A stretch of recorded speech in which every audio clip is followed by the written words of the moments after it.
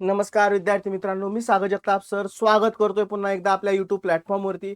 विद्यार्थी मित्रांनो, नवीन संच मान्यता व जी काही चाललेली शिक्षकांचं समायोजन प्रक्रिया आहे, हे संपूर्ण प्रकरण नागपूर खंडपीठामध्ये गेलं आणि या संदर्भात नागपूर खंडपीठाने नुकताच एक आदेश दिलेला आहे। आदेश काय दिलेला आहे की ही संपूर्ण आता राज्यभर चाललेली प्रक्रिया आहे त्याला स्थगिती दिलेली आहे, स्टे दिलेला आहे, जैसे थे परिस्थिती सांगण्यात आलेली आहे। बघूयात आपण काय दिलेलं आहे कोर्टाने निकाल, कशावरती भाष्य केलेलं आहे, ही संपूर्ण आणि याचिकाकर्त्यांचं म्हणणं, याही सगळ्या गोष्टी आपण समजून घेऊयात।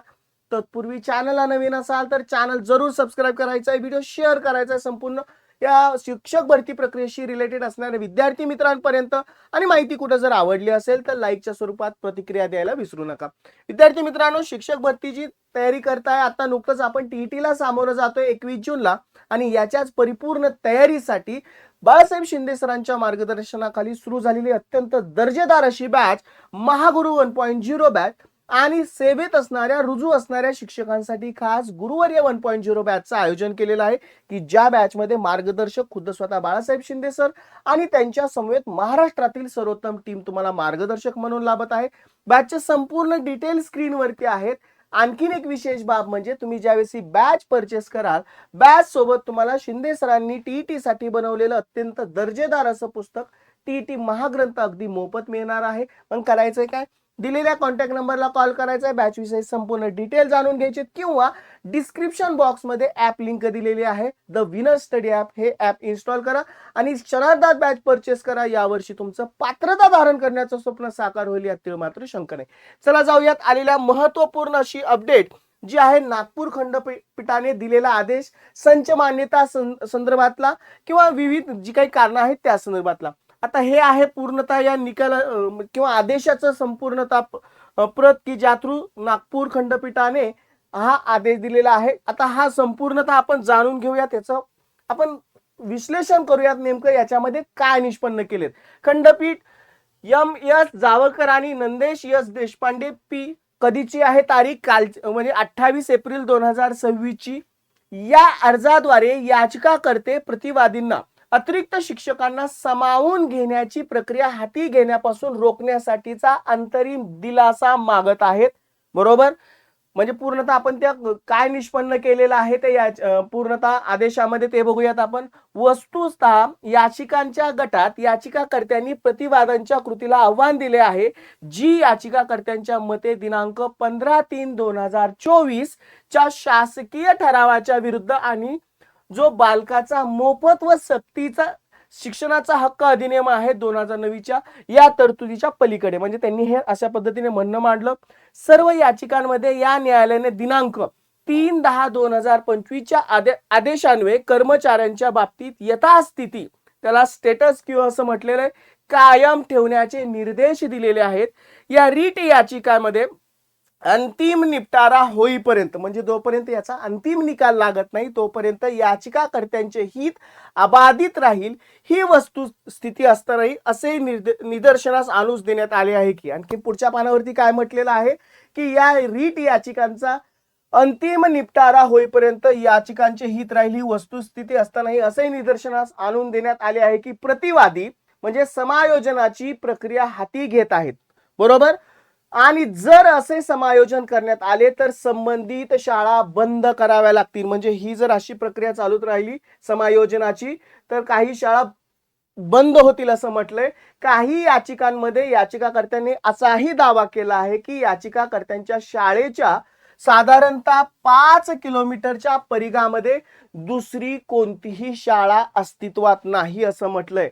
सन्माननीय सरकारी वकील एजीपी यांनी या अर्जावर उत्तर दाखल करण्यासाठी तसेच या न्यायालयाने दिलेल्या जैसे थे स्टेटस क्यू आदेशांचे उल्लंघन करून प्रतिवादींनी हाती घेतलेल्या समायोजन प्रक्रियेबाबत आवश्यक त्या सूचना मिळवण्यासाठी मुदत मागितली आहे। बघा, या सगळ्या गोष्टी याच्यामध्ये निष्पन्न होताना दिसत आहेत।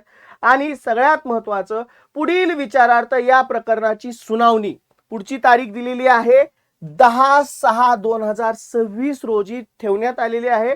तथापि हे स्पष्ट करण्यात येते की या न्यायालयाने दिनांक 3/10/2025 रोजी दिलेल्या जैसे ते आदेशांचे प्रतिवादीने काटेकोरपणे पालन करावे असं नागपूर खंडपीठाने म्हटलेले. आता यामध्ये याचिकाकर्त्यांचं म्हणणं काय आहे, त्यांनी त्यांच्या प्रसिद्धी पत्रकाद्वारे सांगितलंय देखील. महाराष्ट्र राज्य शिक्षण संस्था महामंडळ यांच्या मार्फत काय म्हटलेलं आहे त्यांनी, प्रति शिक्षण सचिव शालेय शिक्षण विभाग मुंबई विषय अतिरिक्त शिक्षक व शिक्षकेतर कर्मचारी समायोजन त्यासाठी संदर्भ त्यांनी दिलेला शासन निर्णय दिला गेलेला आहे. काय म्हटलंय त्याच्यामध्ये, महोदय उपरोक्त विषयानुसार यापूर्वी आपणास वारंवार सूचित करण्यात आले होते की माननीय उच्च न्यायालय नागपूर खंडपीठापुढे प्रलंबित याचिका आहे, ह्याच्या आधी याचिका दिली गेलेली आहे. उच्च न्यायालयाने दिनांक 3/10/2025 रोजी जैसे ते परिस्थिती ठेवण्याबद्दल आदेश दिलेले आहेत. वरील याचिकेमध्ये महाराष्ट्र राज्य शिक्षण संस्था महामंडळ याचिकेकर्ते आहेत, म्हणजे जे याचिकेकर्ते आहेत त्यांच्या थ्रू हे आलेलं आहे. वरील न्यायालयीन आदेशामुळे आपण सुरू ठेवलेले शिक्षण शिक्षकेतर कर्मचारी समायोजन स्थगित ठेवावे, तरीही आपल्या अधीनस्थ अधिकाऱ्यांनी वरील प्रक्रिया सुरू केली व समायोजनाचे आदेश पारित केलेले आहेत. म्हणजे असं जैसे ते असताना सुद्धा ही प्रक्रिया सुरू ठेवली असं म्हटलं गेलंय. दिनांक 28/4 म्हणजे कालची झालेली 28 तारीखचं माननीय उच्च न्यायालयाने याचिका जो क्रमांक दिलेला आहे वरील समायोजन स्थगित करून दिनांक पुढची तारीख दिलेली आहे 3/10/2000 म्हणजे पुढची मी मागे तुम्हाला सांगितलेलीच आहे. पुढची तारीख कधी आहे, साधारणतः 10/6/2026 ला ठेवलेली परिस्थिती ठेवा. यापूर्वी दिलेले आदेश रद्द करावे असं म्हटलेलं आहे. म्हणजे ही आता आपण बघतोय सध्या संपूर्ण जिल्हा परिषदांमार्फत प्राथमिक असेल माध्यमिक असेल शिक्षकांचं समायोजन प्रक्रिया सुरू झाली आणि या प्रक्रियेला आता स्थगिती मिळाल्यामुळं आपल्याला आता आणखीन पुढे एक यक्ष प्रश्न तयार झालेला आहे की आता ही प्रक्रियेला किती कालावधी जाईल, या प्रक्रिया किती कालावधीपर्यंत पूर्ण होतील. कारण आपल्या दृष्टिकोनातून हा घटक का महत्वपूर्ण आहे, कारण ही प्रक्रिया जोपर्यंत होत नाही तोपर्यंत आपल्यासाठी महत्वपूर्ण बाब म्हणजे जी काही शिक्षकांची जी काही संख्या आहे जी उपलब्ध भरतीसाठीची ती निश्चित होईल आणि आपली जी प्रक्रिया जी खोळंबलेली आहे ती सुरळीतपणे पार पडेल. आता या संपूर्ण घडामोडीवरती आपलंही बारकाईने लक्ष असणं गरजेचं आहे, कारण या सगळ्या प्रक्रिया आपल्याशी खूपच घनिष्ठ आहेत आणि या पूर्ण प्रक्रियेतील या महत्वपूर्ण बाब ठरणार आहे. आता बघूयात याचा पूर्णतः इम्पॅक्ट पुढच्या कारवाईवरती कसा होईल. जर अशी प्रक्रिया जर झाली तर नक्कीच आपल्या या भरती प्रक्रियेवरती काय त्याचा परिणाम होईल हेही आपण वेळच्या वेळी बघूयात. माहिती शेअर करायला विसरू नका, आवडली असेल लाईक करा, चॅनलला नवीन असाल तर चॅनलला सबस्क्राईब करायला विसरू नका. चला विद्यार्थी मित्रांनो थांबतोय, पुन्हा भेटू अशाच महत्वपूर्ण अपडेट्ससह. Goodbye and take care.